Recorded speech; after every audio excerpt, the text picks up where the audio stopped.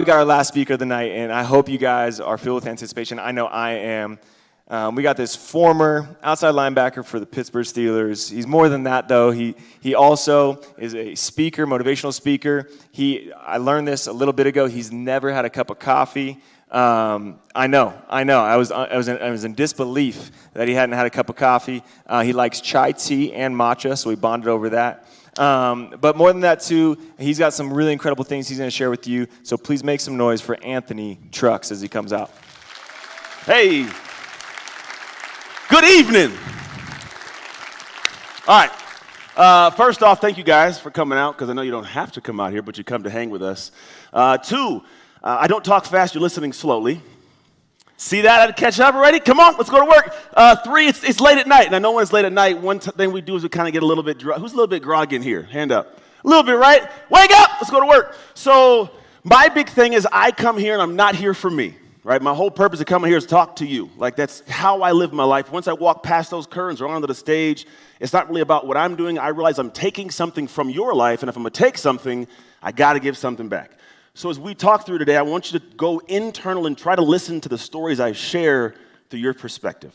Now, they all talked about football. I think for me, they covered football. I'm going to talk about life, because at this point, I'm 38 years old. I know it's not crazy old, but I've found that I've lived enough life to have some perspectives. And I believe heavily you should not talk about how to run the race until you've crossed some finish lines. Amen?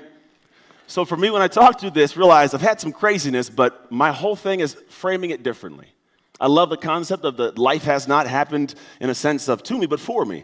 And I can tell you that through personal story. But my whole focus today is to talk about the journey of life. Who's had a crazy journey? Let me get amen. Yep, we have craziness of life. Even the young people have craziness in life. Life is a journey. And I realize now that the journey really is this thing that we should find a way to enjoy, but also understand it more. Because some people can get to the age of 60, 70 years old and have zero wisdom, simply because they've gone through an experience, but didn't actually look or listen at it. Like, they didn't pay attention to it. They said it was too much. They turn away from it. So now they keep doing the same thing over and over. Who knows someone in their life that has the same problems recur for 20 years? Right? It's like, why do they keep doing it? Well, because they don't learn from it. And so my goal is to kind of give some perspectives. So this concept of journey, I realize within my life, my faith has been a journey. Anyone who has had God in their life or any kind of aspect of that, you realize that journey is a difficult one. Can I get amen? Right? It's hard, it's long, it's arduous, it's crazy, it makes no sense.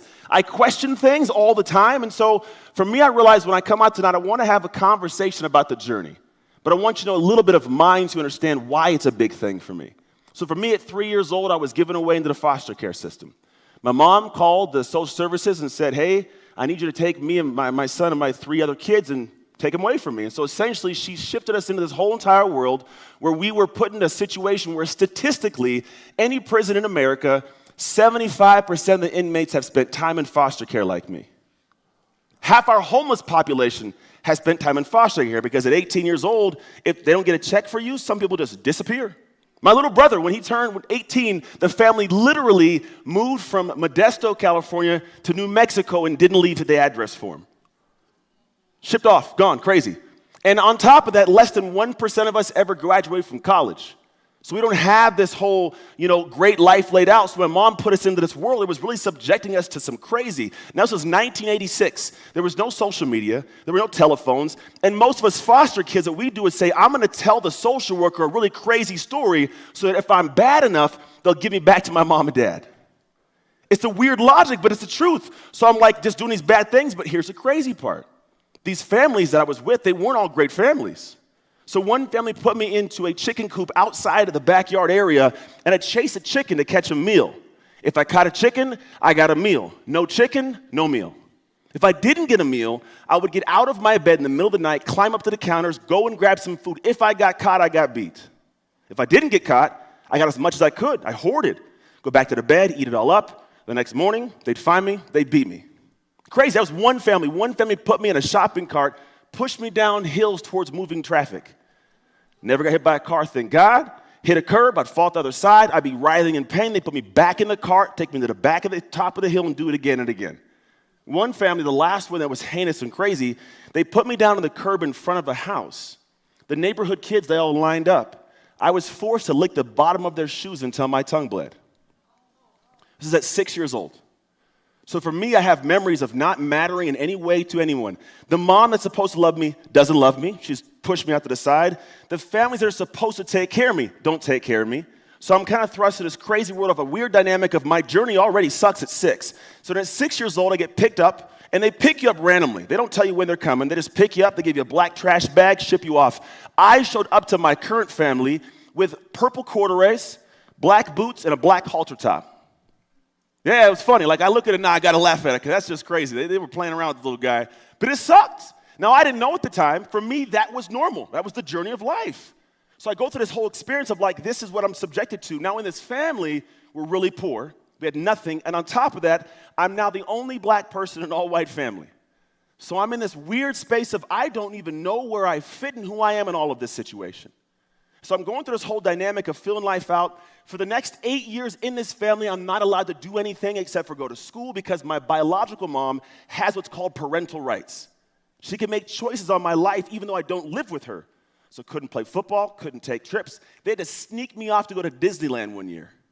That's how crazy it was. But at 14, I got a moment in time where I had to make a choice. It was a great choice I got to make. I stood up in front of my mom in a courtroom, looked in her eyes and said, "Mom, I no longer want you to be my mother anymore."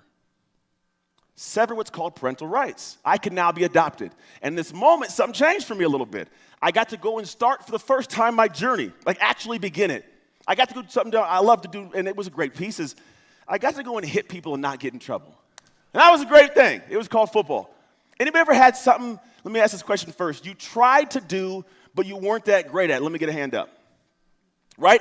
You tried something, you weren't very good. So for me, I want to go hit people, not get in trouble, but in football, they hit you back. Oh, and these little kids, I'm 14, and some of them playing since they were 6 years old, they're hitting me hard.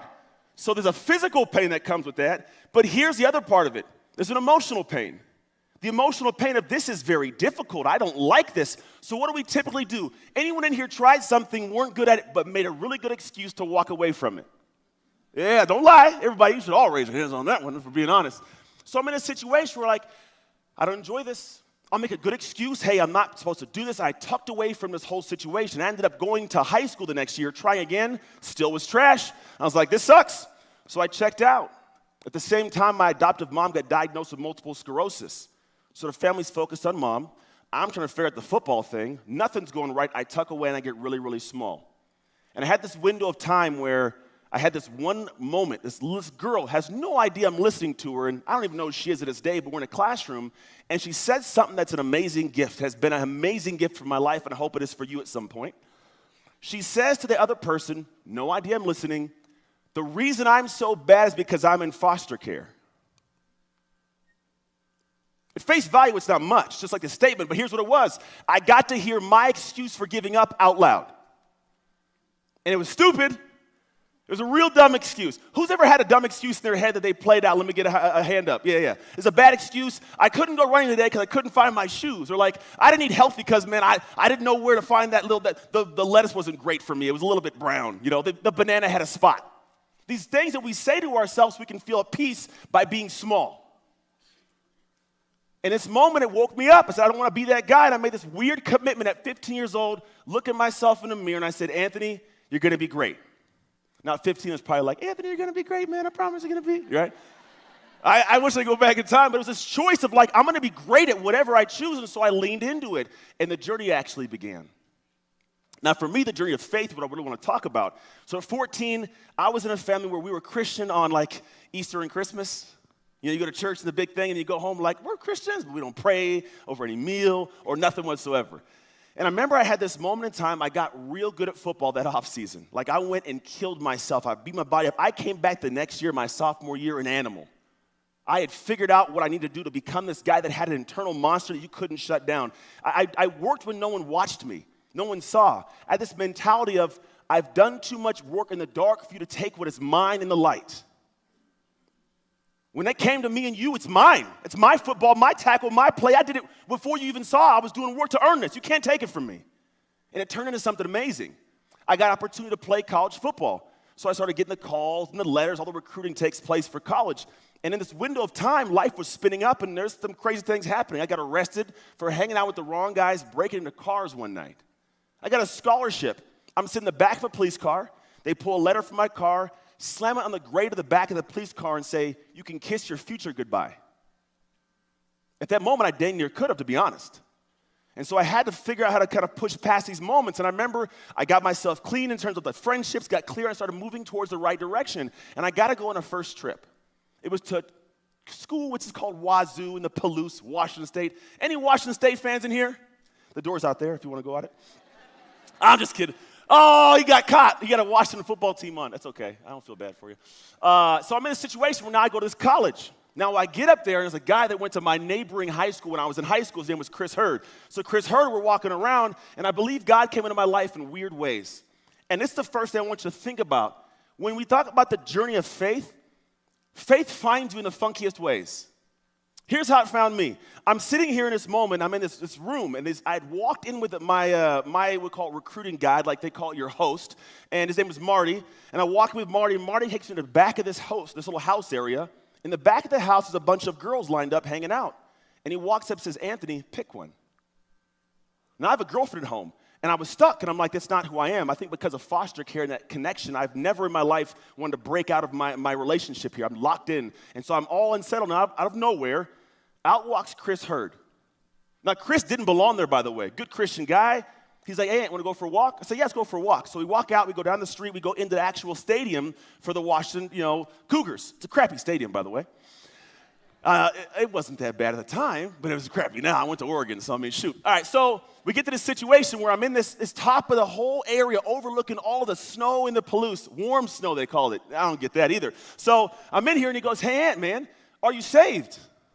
I go, no, I'm not. My family kind of faith. He goes, listen, you're about to be thrust into a world that if you aren't prepared to have a base, it's going to take you for a ride. Everybody in here has had a life experience where you entered into something new. When you entered into that thing, it took you for a ride. Maybe you weren't prepared for it, didn't know what was going on, and there may not have been a stability to it all. For me, I'm thankful. He said, Ann, have you been saved? I said, no, but we didn't do anything then. And again, faith finds you. Had a seed planted. No idea what to do with it, though. He's like, hey, just think about that. I said, great, I'll think about it. Parted ways. The next night, I fly home. I land in San Francisco, my home area, and I'm walking out of the little area, the terminal from baggage claim, and I walk out. I'm looking for the person set to take me home. As I walk out, there's this brown, burgundy-like color van. There's a guy holding my name, white sheet of paper, says trucks on it. He's a little shorter than me, olive skin, short brown hair. I'm not joking. He looked like Jesus. To this day, I wish I could have took a picture of him, man. But dude looked like Jesus. I get in the car. It says trucks. He says, yeah, he gets in the car. I buckle and I sit. There's the two front seats. There's a bar seat. I sit in the back, the little bar seat. He says, hey, what's your name? I said, Anthony. He says, are you saved? The weird taxi guy asked me this question. I'm dead serious. I'm like, it's funny you asked that. I just had this conversation. So the whole ride home, he goes, can I tell you my testimony? I said, yeah. The whole ride home, an hour and 20 minutes, he tells me his entire testimony. We get to the block before my house. Mountain View Road is my house. We're on Fraser Drive, less than like 3 houses away. And he says, hey, do you mind if we stop and I pray and you can accept Christ? I said, yeah, why not? You're strange. Let's do it. And so I sat and I prayed and I accepted Christ in that moment. And I realized the biggest thing for me is I couldn't run from it when it was time for my time. If I'd have said no to him, I would have got some weird Benny Hill thing in the middle of the night probably. It would have kept hitting me. And if faith is knocking at your door, it's supposed to be let in. It's going to happen in multiple ways. You can keep pushing away, but it's going to keep coming at you. You're here right now because something's pushing on the door. And you got to open the door and realize that that's the first step of the whole part of the process. The journey of life, unstable, no base, is hard. Who knows someone in life, unstable, no base, not doing that great? It's tough. It's tough to watch sometimes. Man, I want to give it to you, but you can't want more for someone than they want for themselves. So I got to this point, I'm like, I want this. So I started living a life in that direction. And then as life proceeds forward, life is difficult. I get a college scholarship. I go and play at the University of Oregon. I'm up there. And here's the second part of how life works. I'm going to ask this first before I go into it. Anybody in here have a kid that you can give $1 to? Just one. I don't want to be a whole. One kid, get $1. Here's what I'm going to do. Get the kid. I'm going to find one. You got $1? You got $1 up here? One single dollar. She's going to say, maybe. If you give me the $1, I will give you back your $1 plus 2. I'm going to say it. I'm going to say that. Just figure somebody out. You got $1? Come on up, man. Here we go. So I'm going to have you hang out with me for a second while I rock and roll through this. Hop up here. What's your name? Colton. That's a good name. That's a strong name. Good job. Right? I see Cole. What's up, dog? Yeah. So, did I mess your hair up? I hope not. Anyways, so here's the thing. Life, in a sense, we progress through it, and we're going down our faith journey. Life has this thing where you get out what you put in. You ever heard of an investment?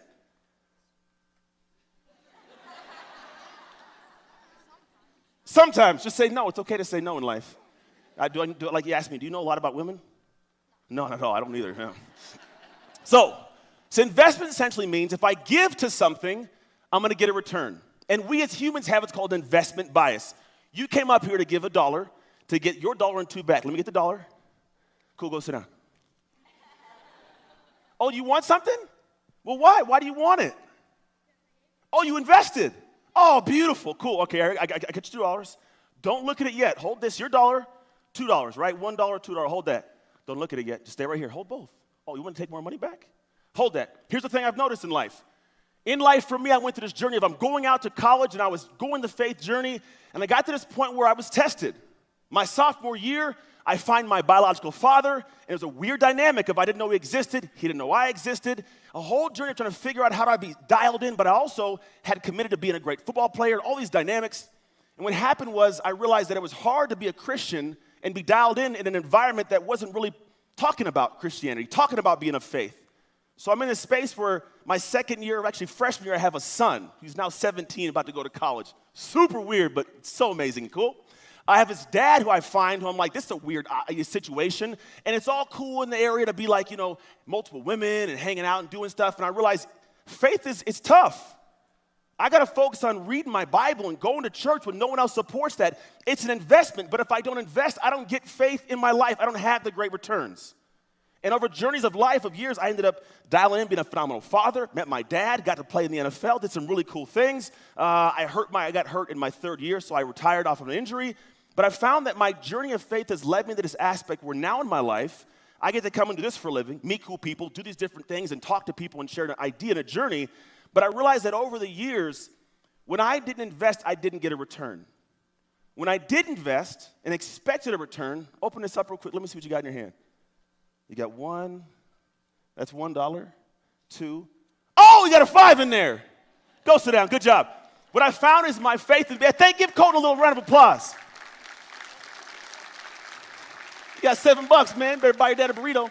So I found the journey of faith. When you invest, you give more, you actually get more back in return than you expected.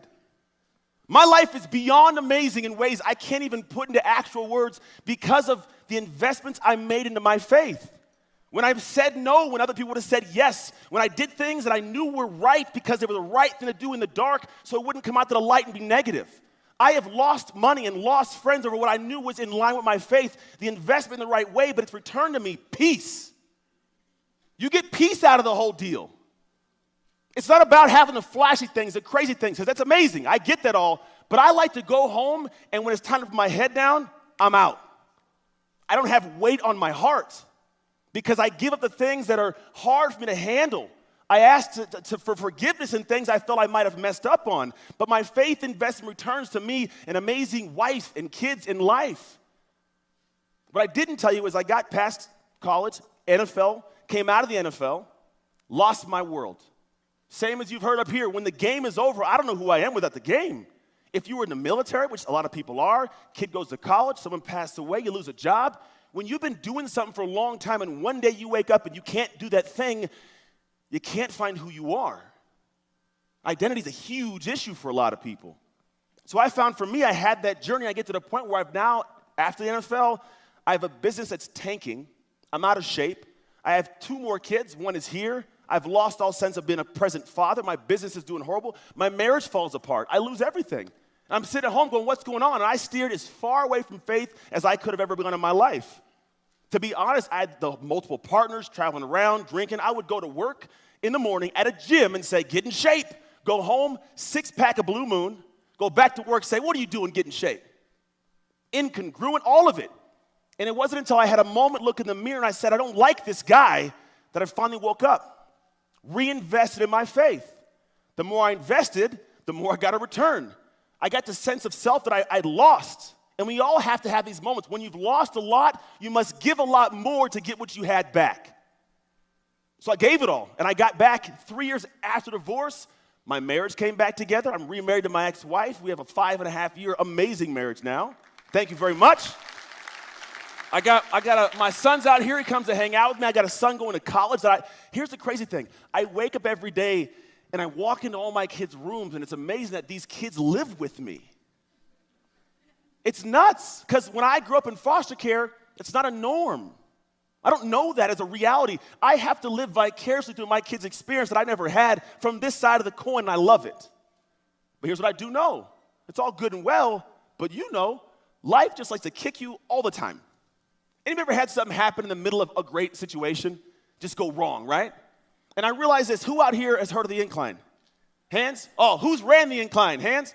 I did it one time. They lied to me. This doesn't be fun. So I went to the incline. And matter of fact, Craig told me, he said, hey, there's this thing called a false summit, just so you know. And I go, okay, and sure, I'd never been on a mountain before. I'm like, yeah, that sounds good. I'm going up this thing. I'm dying, right? Dying. I'm going up, climbing, taking the steps. And I go, oh, there it is. Get to the top. A whole other half. And I was like, I don't want to do any of this right now. But I realized, got to climb it, because I didn't want to get stuck there, because the fastest way at that point out is up. So I got to keep going, and I kept on climbing. Now, thankfully, at the very top, there's no false summit. There's a whole rest of a mountain. Pikes Peak, right? It keeps on going. And so I realized in life, this is exactly how we have to look at our journey of faith. See, we're climbing the mountain, which is difficult of faith. There's these moments where things challenge us, and it's very hard. I cannot see the top of the mountain. When I do see, I figure if I just get to that point and I get to the top of it, I'll be great. And you get there and you go, oh, there's more. And what I found in my life is that now, I think through going through a whole lot of crazy things, is that I thoroughly enjoy the climb. Faith is something you should enjoy the climb of. You shouldn't say, I hate that I have to do this because of my faith. There should be a question inside of, why do you hate that you have to do it? Where's the joy in it? Where can you extract the peacefulness to it? When you can look at life and say, there's going to be multiple, one after other, false summits. The job you thought was the job to end all, you get into it 5 years later, I hate this job, right? I take this hobby on, it's going to be great. I hate the hobby. At one point, my wife had me doing triathlons. I was like, this has been great. A year and a half later, my knees and back are like, what are you doing? I don't want no more, right? I don't ride bikes, I don't swim, none of that kind of stuff. But there's always these different things, and I realized that, man, if I look at it as a false summit's a bad thing, it's going to be a horrible life. My faith journey will be horrible. However, if I go, man, I love climbing mountains. What happened, I get to the top of a mountain, I go, man, I feel accomplished. I got to this top of the mountain. Now I go, where's the next one? I want to climb again. And so everybody, kids, adults, look at your life and go, where, as I see things, am I waiting for faith to find me? And maybe you let it find you the way it needs to. On top of that, where can you start looking at what are the investments I'm really making in my life and my faith? Because every investment I've ever made has always returned better than I thought it was going to be. And 3, stop hating the false summits. They're supposed to be there.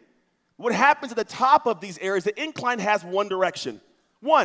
But life is unique, because those people who experience amazing lives, they climb to the top of a mountain and realize there are 7 new different peaks they can climb to. They say the road less traveled is the highest successful one, right? Success is the road less traveled, because most people won't take that first climb. I'm going to end with this little perspective of how I see this to be real. Who's ever heard of Yosemite? Beautiful little place. I went to Yosemite. And what I realized was we're going to go on this little hike. There's these different levels of these waterfalls you can climb and go up to. So I go to the base of the waterfall. There's a bunch of people out there. A bridge full of people with pictures and cameras watching the waterfall. My guy goes, hey, we're going to keep on going. Cool. Keep on going. It's a steep hike. It's a climb. I think we're going to be close to it, right? Because you're so close, you don't know when it's going to break to the top. We get up to another level, false summit, a whole other area. More waterfalls, more benches and those stuff, about half the people.